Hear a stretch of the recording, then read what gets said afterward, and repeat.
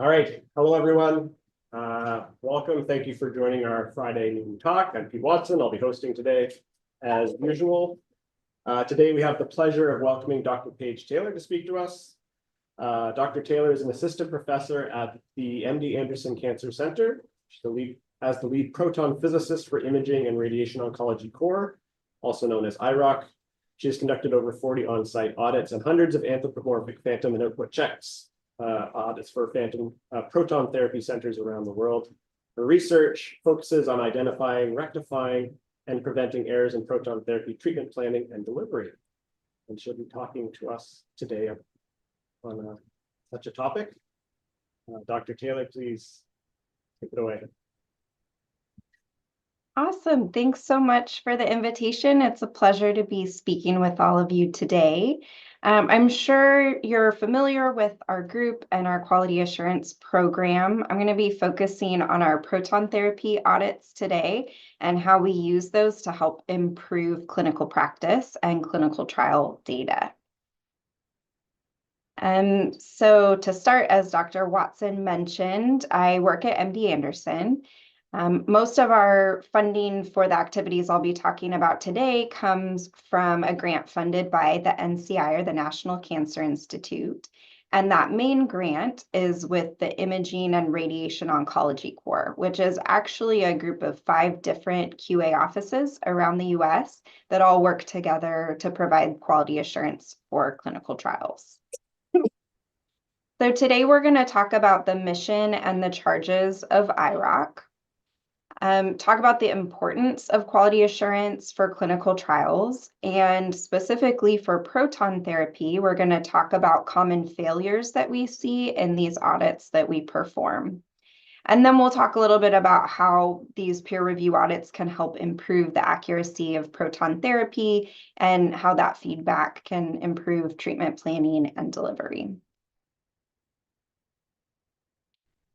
So to begin, we'll talk about IROC's mission, which is to provide integrated radiation oncology and diagnostic imaging quality control programs in support of the NCI's National Clinical Trial Network, or NCTN, assuring high-quality data for clinical trials designed to improve the clinical outcome for cancer patients worldwide. So I'll be focusing on the radiation oncology component today and the quality assurance programs that we have. One thing that is unique about the IROC office here in Houston is that we are physics-led. So we're a radiation oncology group, but we have 6 physicists that lead these efforts, who are pictured here, as well as our program administrator. All of our physicists are board certified in therapeutic medical physics by the DABR. So we are clinical physicists, but with different responsibilities than the standard MD Anderson clinical physicist. And this picture kind of gives you an idea of where we lie in relation to all these different NCI clinical trial groups. So the spokes of the star here are the different adult and pediatric trial groups in the US. And in the middle are the clinical trial centralized function groups. So those are things like the National IRB as well as IROC. So we serve each of these groups. And then you'll also notice coming off from that central hub is the Canadian Network Group, or CCTG. So IROC also performs credentialing and quality assurance for CCTG. Right now it's for photon therapy, but I'll talk a little bit about how potentially in the future we'll be working on proton and maybe even carbon trials with CCTG as well. And IROC performs quality assurance for trials and also provides some additional trial support in different manners. So we call these our 5 buckets of operation. This is what's outlined in our IROC grant. There's site qualification, which is kind of upfront validation of an institution to allow them to participate in a clinical trial. For photons, this is a very low expectation, filling out a questionnaire and then performing ongoing QA like output checks. But for proton therapy, which we'll talk more about, this includes a bigger baseline approval process that has several steps. We also provide trial design support. So we get to review clinical trial protocols that have either imaging or radiation therapy in the protocol, even if radiation therapy isn't the primary question. So we can provide feedback on how those protocols are written and recommendations about things that should be included, including the third piece, which is credentialing. So many of you are probably familiar with our anthropomorphic phantoms, which are end-to-end tests of the radiation therapy delivery process.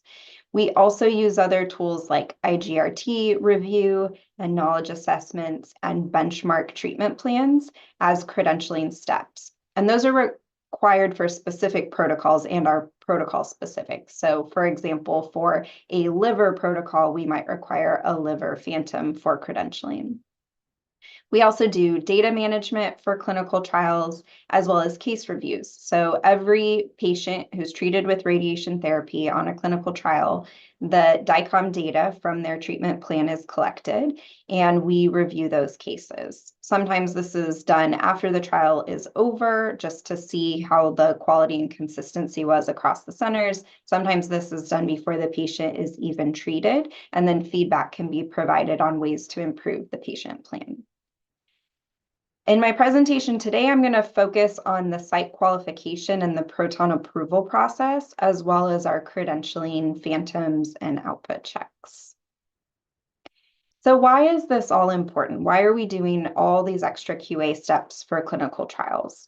Well, the goal of credentialing is to ensure comparability and consistency across centers participating in trials. So for example, if you had a patient being treated in Montreal on a trial, you want to make sure that the dose they're receiving is comparable and consistent with a patient being treated in Calgary. And there was a study that came out of Australia from the TROG group, which is a clinical trial group there, for head and neck cancer. And what they found was non-compliant RT, or radiation therapy that didn't follow the protocol guidelines, resulted in a decrease in overall survival for patients. And this was actually on a trial that wasn't even looking at the use of radiation therapy for overall survival. Radiation therapy was secondary to the aims of this protocol. But that decrease in overall survival because of poor radiation therapy actually impacted the study's ability to do their final analysis because it introduced these extra factors into the data for the trial.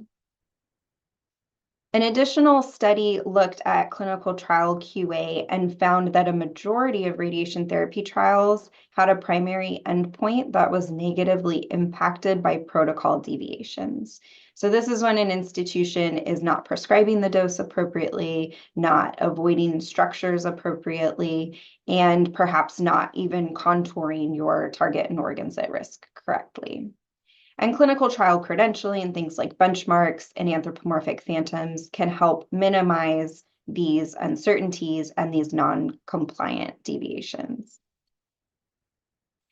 Credentialing is particularly important in the context of new technologies. So 20 years ago, when IMRT was becoming more common, we developed a head and neck IMRT credentialing phantom.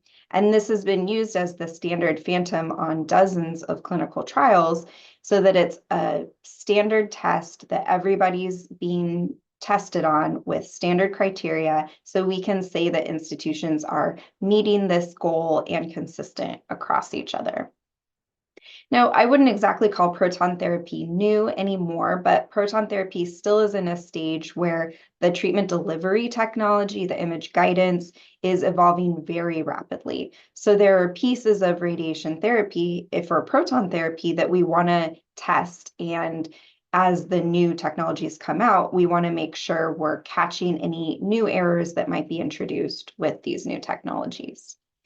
We're also looking at adaptive radiation therapy, MR-Linacs, and a recent focus of IROC is also targeted radionuclide therapy and how to standardize the treatment and the dosimetry for that modality. And again, our goal with all of this credentialing is to ensure comparability and consistency, and these peer review audits and credentialing are a good way to ensure that. For proton therapy trials, we have a few randomized photon versus proton trials that have run through the NCI over the past decade or so. So I've listed several of them here.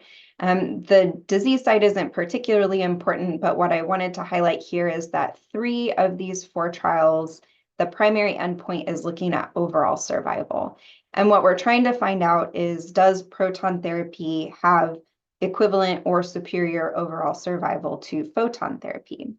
And as I mentioned, there were these studies from TROG and other groups that showed if your radiation therapy isn't compliant, if you have deviations in your radiation dose delivery, we're not going to be able to answer these questions in the end. So credentialing for these proton trials specifically is really important if we want to answer this big question of what is the efficacy of proton therapy compared to photons.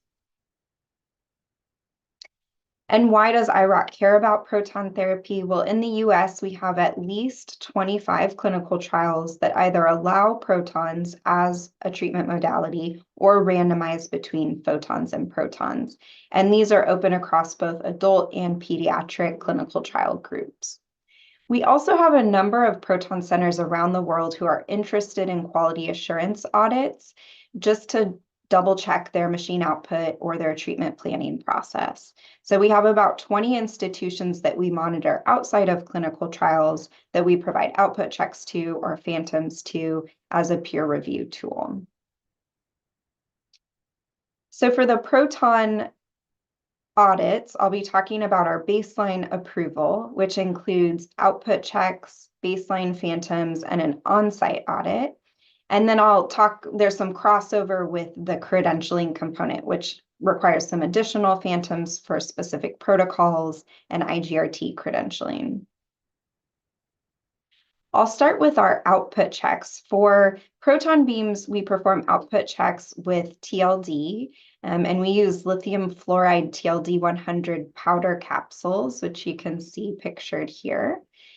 These are read with a Harshaw 3500 reader, and we measure out the mass of the powder and then get our readings to analyze. These are the results of the proton output checks over the course of a year. I believe this was last year. And our criteria for these output checks are plus or minus 5%, which I've shown in the red dots. And so in the center here, we have what would be perfect agreement between the TLD measurement and the stated output by the institution. And our average result for these output checks for 136 proton centers or 136 proton beams was just a little over 1. Our standard deviation here is very comparable to what we see for photon beams. And you can see we have a few institutions that were sitting at that plus 5% point, but we actually didn't measure any beams that were outside of that 5% criteria in this year that I'm presenting here. So proton centers are doing a pretty good job at calibrating their machines. We don't see a lot of errors here. Most of the errors we see are typically a setup error or something like that. But the next couple years will be interesting. As Malcolm well knows, there's a new revision of the IAEA TRS 398 protocol. So the calibration protocol that's most commonly used for protons is this TRS 398. And the biggest change on this revision is that there are new KQ factors for all of the ion chambers that are used in proton therapy.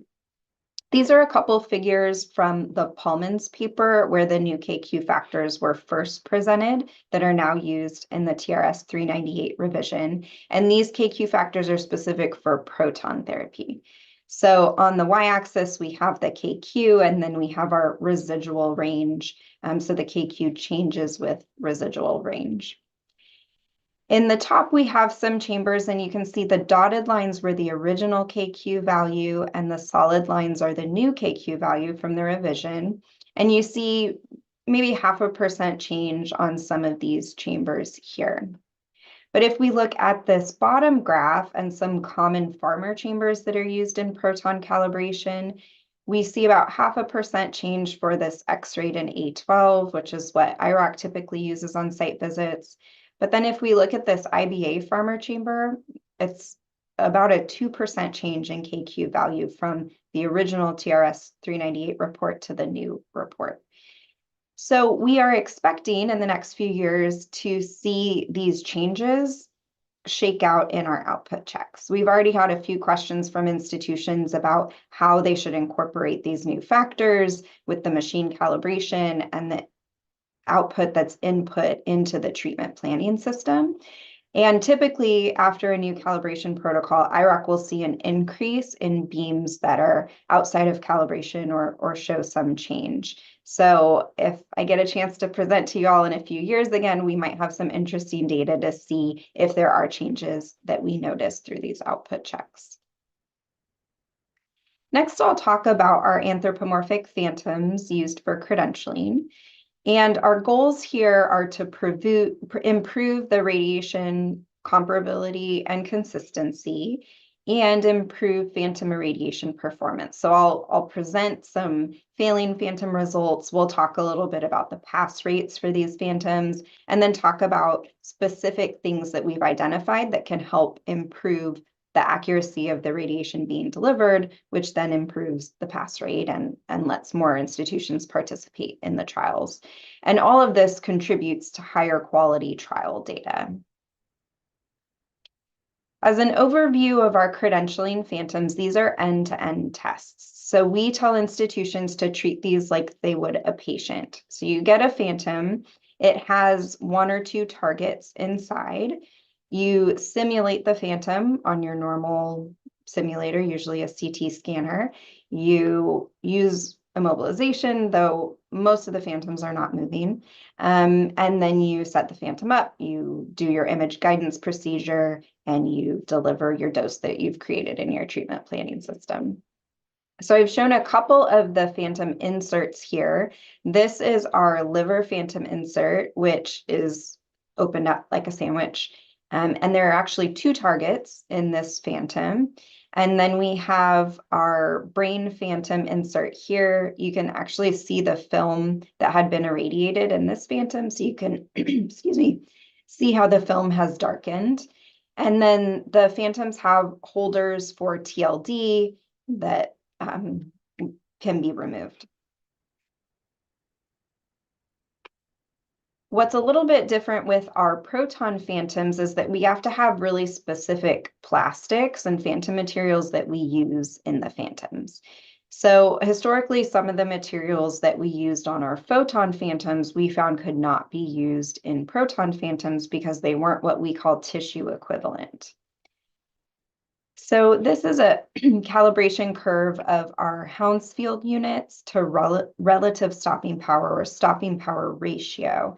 And this is the conversion curve, much like Hounsfield units to electron density that you would use with a photon beam. This is what's used for proton beams. The green line here is our clinical tissue equivalent curve that we use to benchmark. And then all these little squares and circles and crosses are different phantom materials that we've tested in a proton beam. So we take a CT scan of the phantom material to get the Hounsfield units, and then we measure the relative stopping power in a proton beam to determine it. And I'll draw your attention to a couple materials here. So this blue square is acrylic, which is commonly used as a photon phantom material.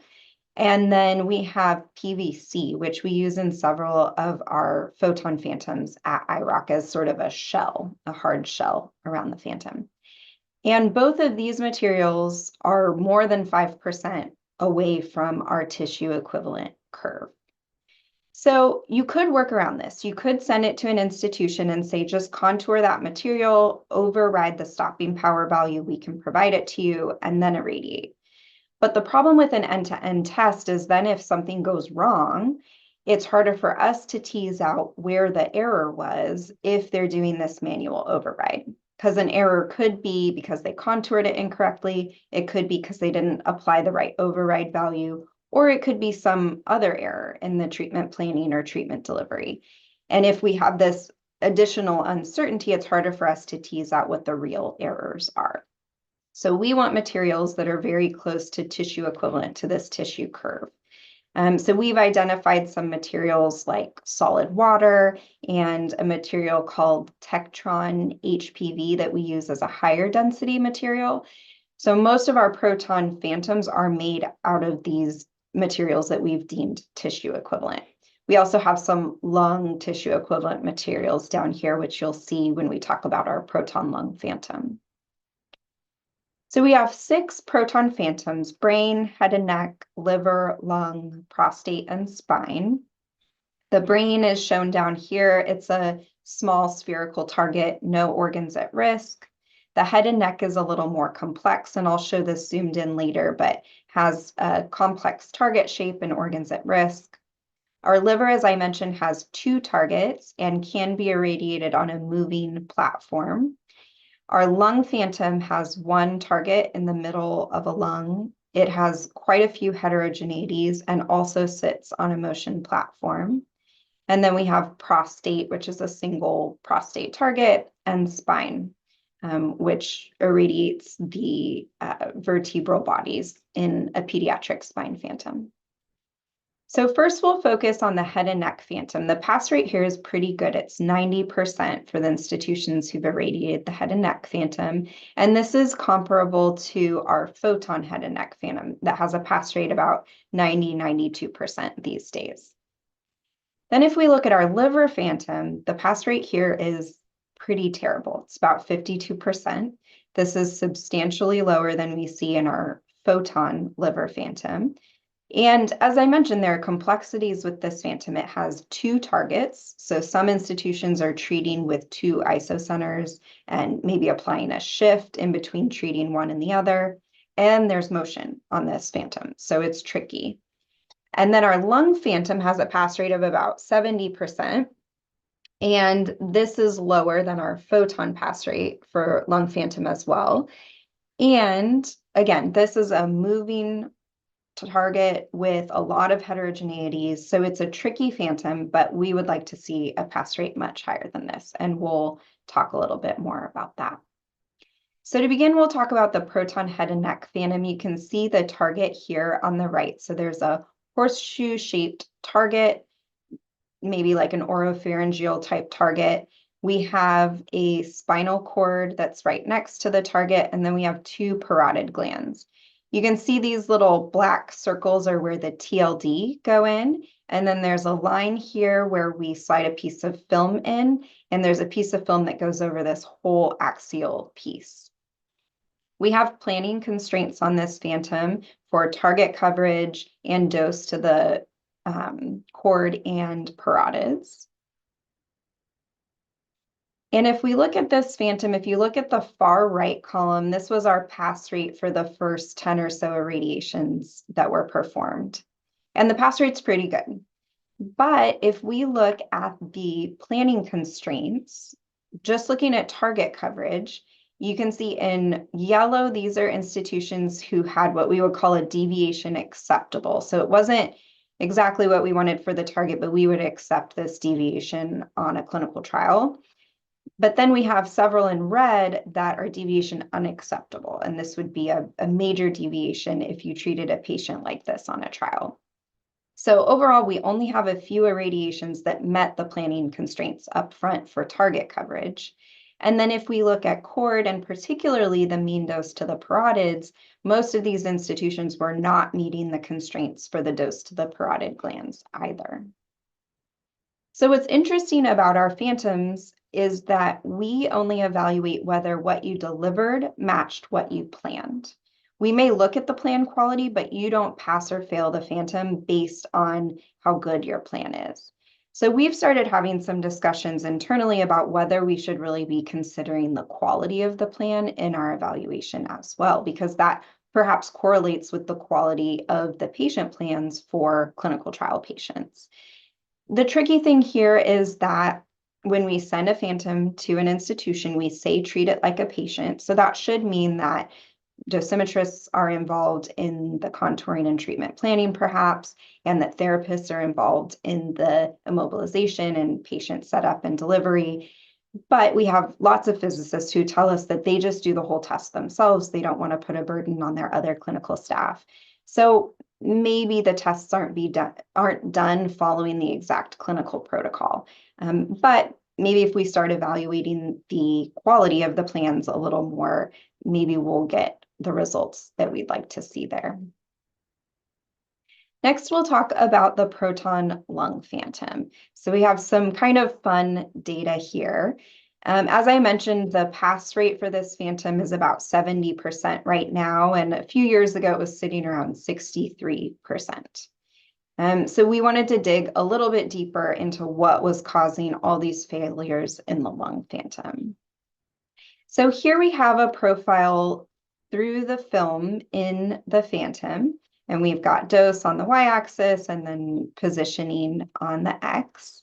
And the pink profile here is through the center of the target in the right-left direction. And you can see it is pretty uniform, pretty flat going across that PTV target in the middle. Then if we look at this blue profile, which is the film profile, what we measured in the phantom, you can see that the dose in the center of the target does not agree very well. And in this case, we have a proton beam coming in from the left to the right. So as that proton beam gets farther into the target, we see this really big discrepancy here, where the measured dose is, 20% lower than the dose predicted by the treatment planning system here. And this plan was submitted with a pencil beam or analytic algorithm. So we asked the institution, they had a research version of a Monte Carlo algorithm at the time, and we said, can you recalculate the plan with Monte Carlo and resubmit it? And this is what the Monte Carlo data looked like. So much better agreement at the center of the target, and then in that distal portion of the target with this left beam coming in, we see better agreement as well. So now the plan is also predicting that kind of dip and rise as we reach the edge of the target and then enter the lung again. And this is data from another institution. So again, we see the planned profile in pink. It's very uniform. The measured dose is not. It has these kind of shoulders that drop off here where the planned dose doesn't. But if we recalculate with Monte Carlo, we see much better agreement again. This is a two-dimensional view of the same thing. So in this case, on the left, we have the pencil beam algorithm. On the right, we have a recalculation done with Monte Carlo.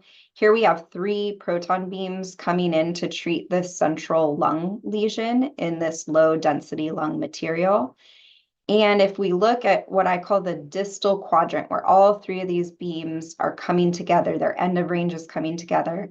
Again, in the plan, we see this nice uniform high dose in that portion of the target for the pencil beam algorithm. And when we look at the Monte Carlo algorithm, the dose is breaking up. We see a cold spot right here in the target, and the dose is lower than we see predicted with the pencil beam algorithm. So after we'd collected some data, we went and presented these data to the NCI and to the clinical trial group that was running a big randomized lung trial for photons versus protons. There's a lot of text here, so I'll skip ahead to our high-level summary. Because of these data, NCI now requires that Monte Carlo be used for final dose calculations of clinical trial patients with heterogeneities. That heterogeneities piece is a little bit vague. So we expect Monte Carlo to be used for all lung patients on a clinical trial, for head and neck patients that might have heterogeneities, for patients that might be treated near the diaphragm. But we're really shifting toward Monte Carlo being required for a lot of these patients. The other change that came out of this is that clinical trials that allow proton therapy, even if proton therapy is not the main question, must have both a physician and a physicist PI on the protocol with experience in proton therapy. So if there's a prostate trial that adds protons as a treatment option, they have to have a proton physicist on that protocol as a PI. And that helps make sure that simulation orders and motion management and things like algorithm written into the protocol are all appropriate for proton therapy. So I mentioned that the NCI is saying you have to use Monte Carlo in disease sites with heterogeneity. So what does this kind of look like in other disease sites? These are data from our initial phantom irradiations. This was published in 2016. So at this point, these are a little bit old. But you can see our head phantom, the TLD agreement with the treatment planning dose, the mean agreement was about 0.99. So the TLD agreed with the treatment planning system within about 1% on average. But if we look next at the liver phantom, you can see the mean liver TLD, the dose measured in the liver target, was about 4% lower than the treatment planning system. Liver, I think, is interesting because it's mostly soft tissue equivalent materials in the phantom, so there aren't a lot of heterogeneities, and we wouldn't necessarily expect the pencil beam algorithms to struggle with dose calculations there.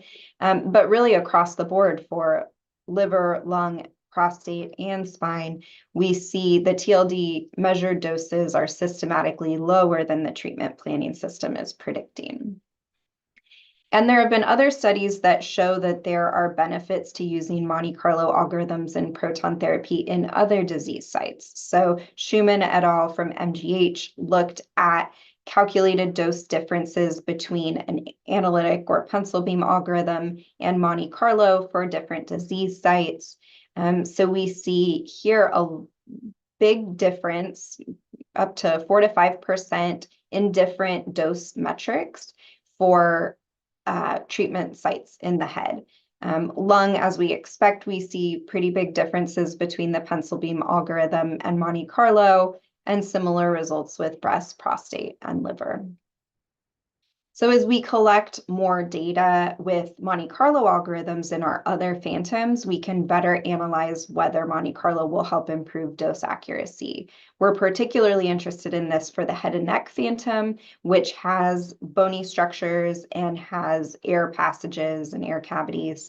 So we're hoping Monte Carlo will improve the dose agreement there, even though the pass rate's already pretty good on that phantom. And it might help the liver as well. So as I mentioned, that has a very low pass rate, and anything we can do to help improve institutional performance on that phantom should also help patients in their clinic.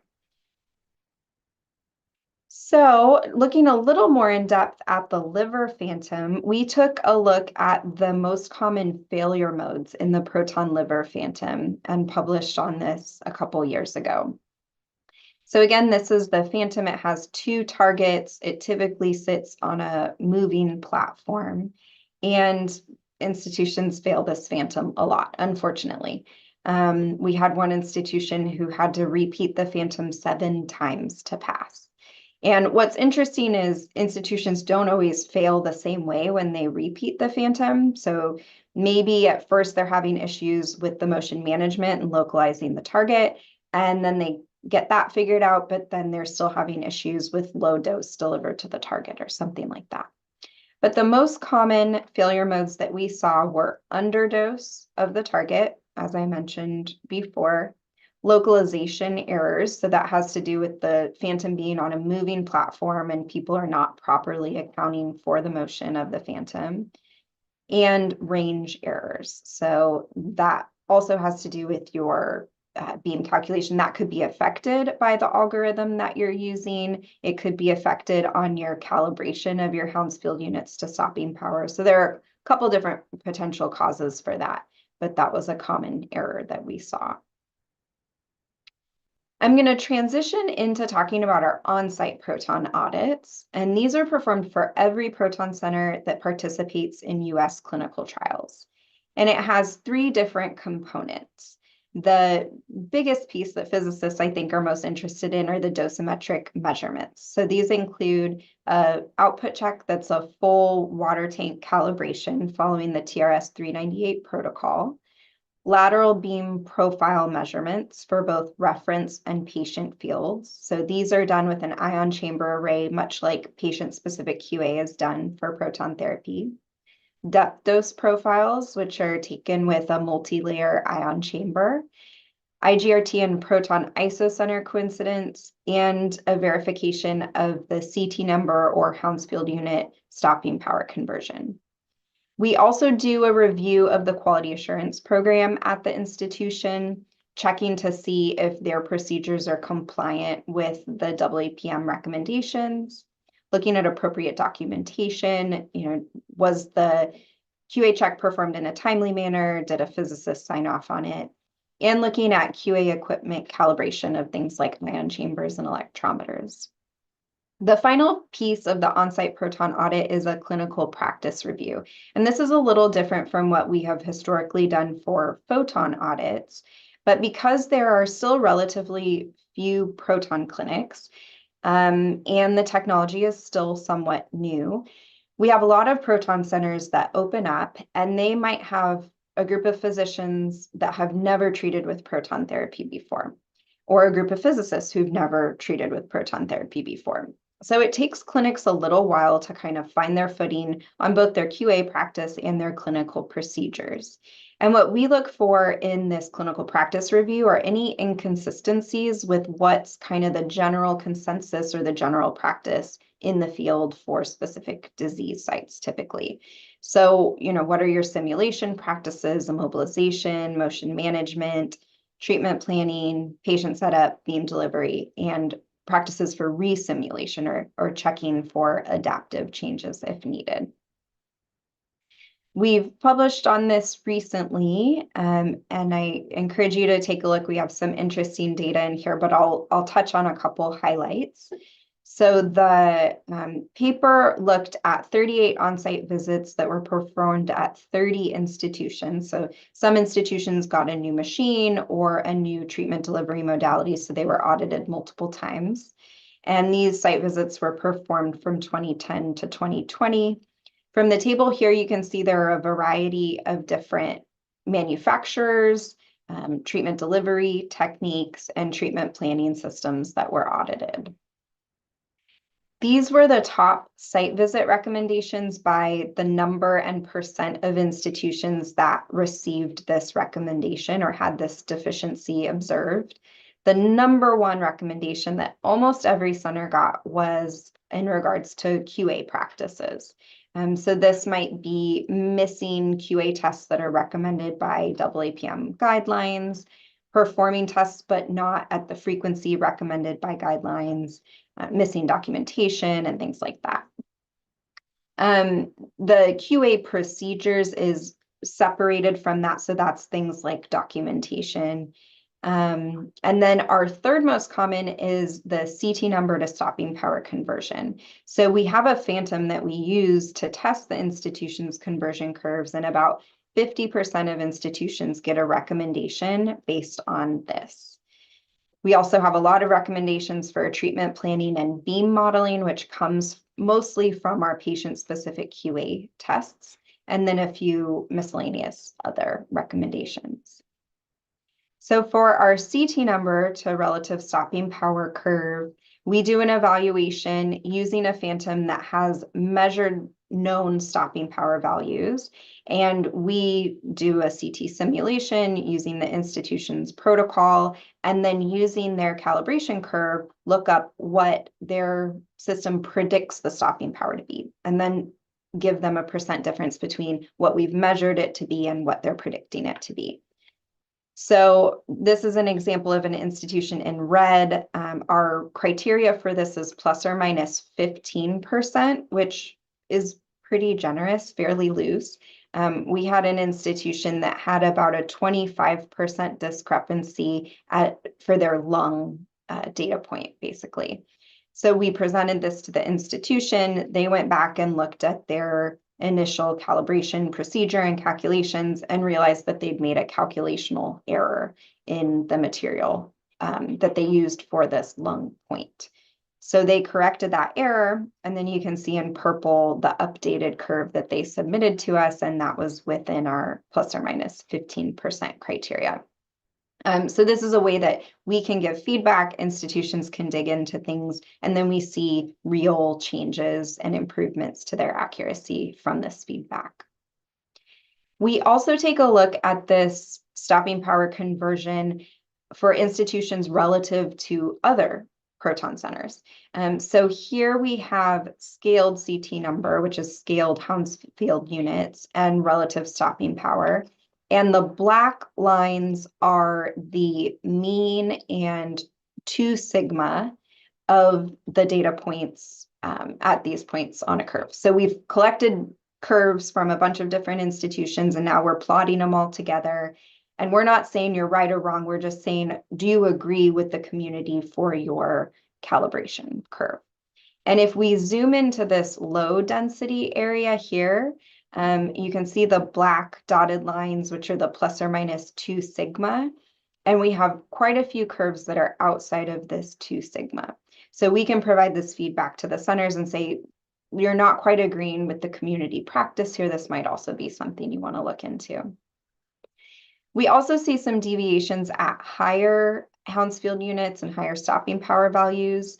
There are fewer deviations here, and we're a little less concerned about these higher values because it's pretty standard for protons that if you have something high Z like a metal implant, you're going to be contouring and overriding that material. But typically for lung structures in the low density or low HU region, there aren't any overrides used. So if you have an error here, that really does affect the patient dose calculation. We also do these patient-specific QA style tests. So these are done with an ion chamber array.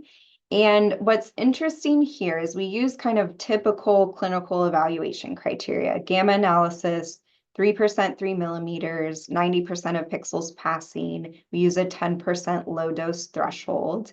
And the ion chamber array is cross-calibrated with the TRS 398 calibration. So we're doing absolute dose measurements on these patient fields. And there were 11 institutions that had at least one field outside of criteria. And what I think is most interesting here that is, if we look at the disease sites that failed the patient-specific QA measurement, it's not consistent. We might expect breast doesn't perform as well. These are more superficial. The treatment planning system isn't as accurate at superficial depths.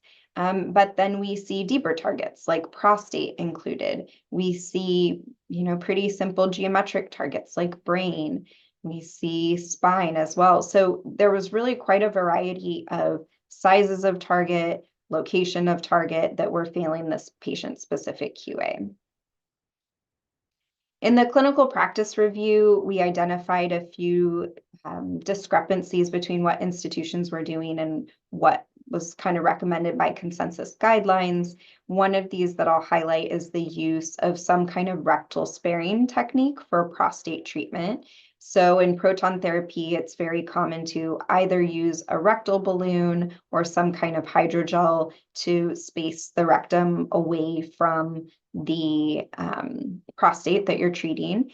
And so we've had a couple centers that, again, maybe have physicians who didn't come from the proton world. They're not really comfortable with rectal balloons or space gels, so they weren't using any kind of rectal sparing technique.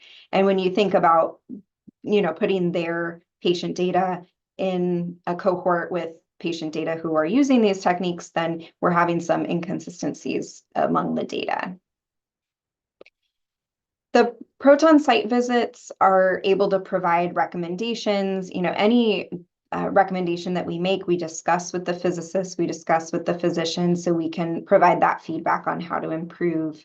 Interestingly, the number of recommendations on the proton site visits has not reduced over time. So we haven't seen that newer centers are doing much better than centers did 10 years ago. It's pretty consistent over time. And in the future, we'll expand analysis of audits as we audit more international proton centers and start auditing heavy ions like carbon ion radiation therapy. We've also taken a look at how remote audits compare to on-site. So for a while during COVID, we couldn't travel, we couldn't go do site visits at Proton centers.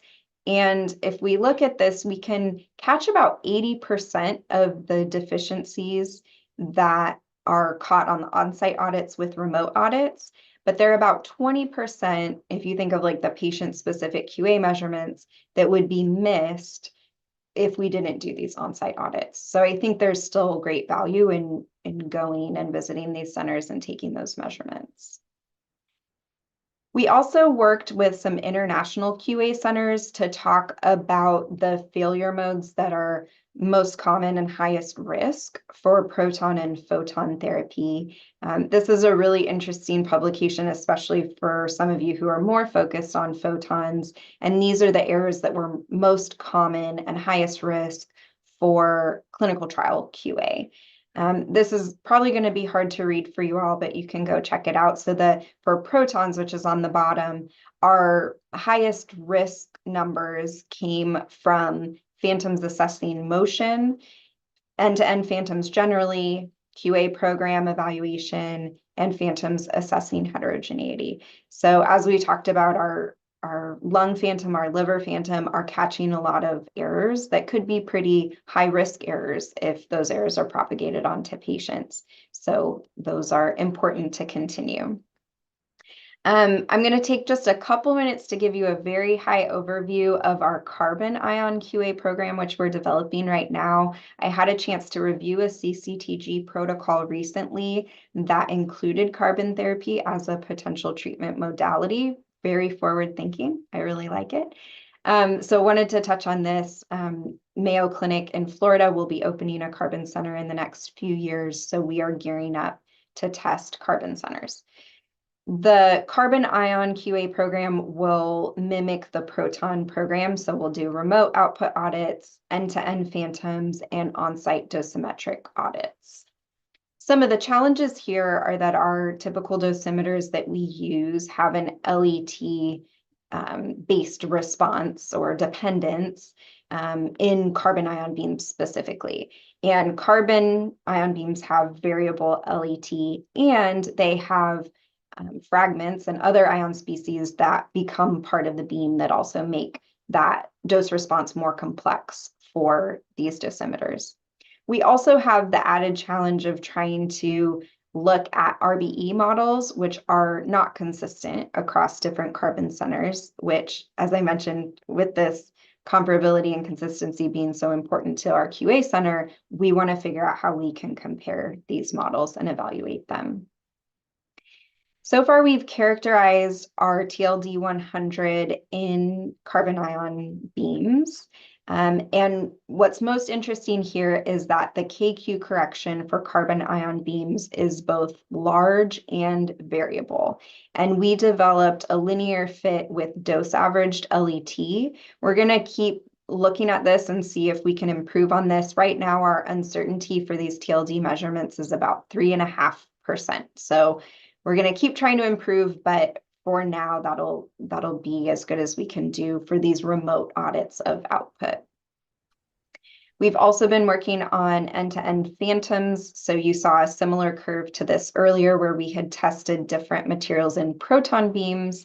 These are the stopping power evaluations in a carbon ion beam. So we've identified a few materials that we're comfortable using for carbon. And this is the first phantom we've developed. So this is a pancreas phantom. Pancreas is a really common indication treated with carbon ion therapy right now. So this phantom has high and kind of soft tissue density materials for ribs and compression. So that's a sleeve that slides on the outside. Our target is the pancreas head, which right here is removed but slides in. The pancreas head right now can hold an ion chamber, TLD, a tissue equivalent proportional counter, which can be used for microdosimetry, as well as film. And then we have some organs at risk.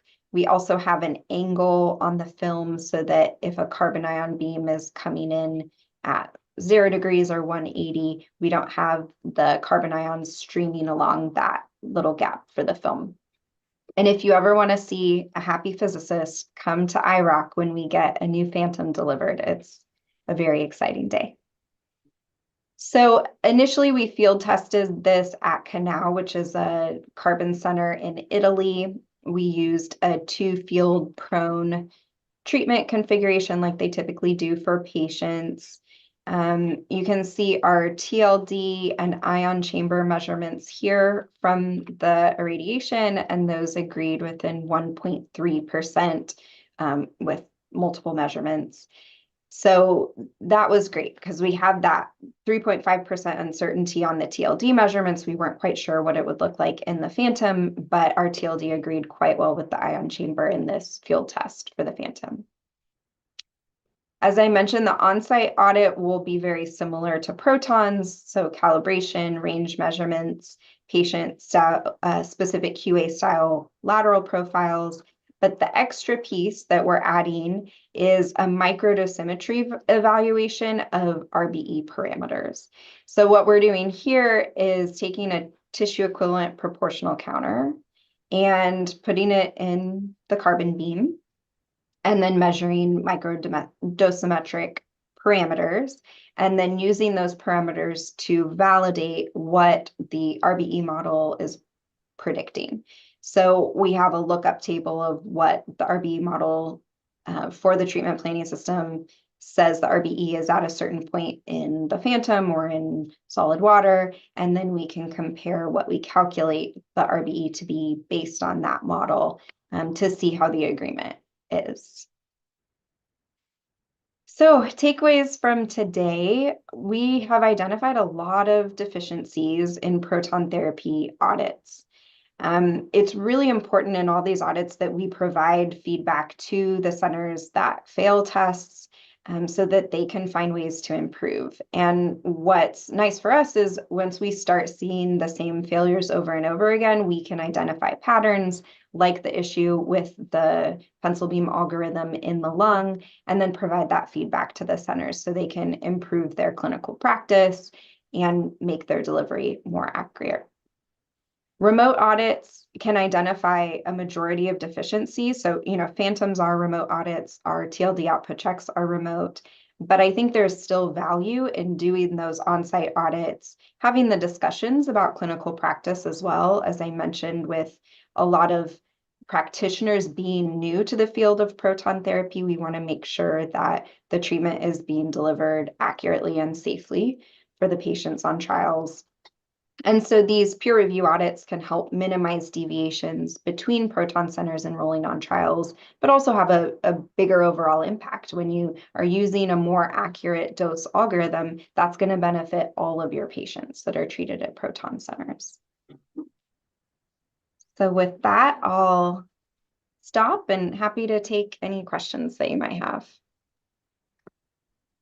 Thank you very much, Paige. Very nice talk.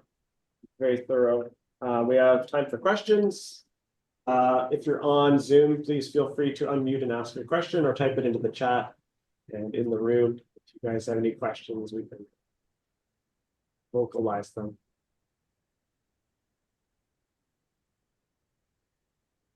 Guess I'll start. As the speaker, I always keep 1 or 2 questions on deck. Oh, hold on, Mirta has a question. I want her to go first. Mirta. Perfect. Okay. Hello, thank you so much. I honestly missed the first part of your talk. It was into something else, but very nice. And I'm very excited to see the carbon ion measurements. So my question is about, if I understood correctly, the RBE model is already in the race station. Yeah, and so I was wondering about that. How do you verify that, which model it is, and how does that work? Yeah, so great question. The biggest challenge right now is, or a couple challenges. So one is that not every carbon center is using race station, and 2, that not every carbon center is using the same RBE model. So there are 2 main models. There's LEM and there's MKM. And those models don't map 1-to-1 on each other. They actually model pretty different RBEs given the same physical dose distribution. So there's been some work in the community to try to use a scaling factor to match them a little better, but already we have some inconsistencies there. Even if you're all using RayStation, you can potentially use different models. So what we're doing is less validating that one RBE model or another is accurate, but more looking at if we take some measurements in your beam, do our measurements match what you would predict your RBE to be here? So we take those microdosimetric parameters, we run them into a model. We do basically an independent calculation of what your treatment planning system should be calculating your RBE to be here, and then see, is that what your treatment planning system is calculating, if that makes sense. Interesting. So you have also an in-house RB model that you can find these things. Yeah. So we initially for the development, we used Monte Carlo and Topaz to take the measurements and calculate what one model or another should predict the RBE to be. And the RBEs themselves, like there are fixed equations, but the RBE can change depending on the alpha beta ratio that you're using. So there are some parameters that could be different between clinics. So we can also do kind of a validation of that as well. Great Thank question. you. Exciting. Yeah, thanks. Nice. Question from the room? Sure. Dr. Taylor, thank you for the talk. It was very interesting. You mentioned earlier that you had been talking with the CCTG about working on ion therapy type stuff. Could you expand on that a little bit? Sure. So right now we do QA for photon trials through CCTG. So there are, I don't know, maybe 4 or so that we provide QA for, like phantoms and output checks. We just reviewed a protocol like in the last 2 months or so that included carbon ions as a potential treatment modality. So it wasn't like a randomized, is carbon better than some other modality? It was just, they had added it in as a potential treatment modality.